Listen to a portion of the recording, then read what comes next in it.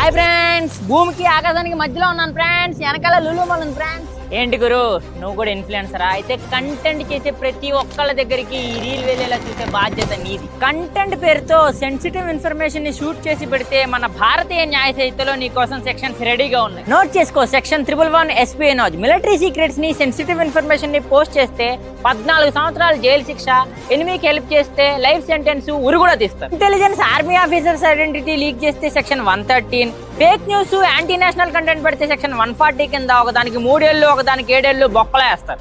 Section 124 కింద foreign ఎనిమీతో collaborations చేసి వాడి దగ్గర డబ్బులు తీసుకుని పోస్టులు వేసావే అనుకో, వేగింగ్ వార్ అగెన్స్ట్ ఇండియా కింద కన్సిడర్ చేసి లైఫ్ సెంటెన్స్, డెత్ ఏదైనా పడచ్చు. నాన్న, సోషల్ మీడియా ఏం ప్లే గ్రౌండ్ కాదు, ఏది పడితే అది పెట్టడానికి. నా రీల్ నా ఇష్టం అంటూ పెడితే నీ దారి జైలు దారి. వినడానికి సెక్షన్స్ ఎంత బాగుంటాయో వేసే శిక్షలు కూడా అంతే బాగుంటాయి. అర్థమైందా రాజా?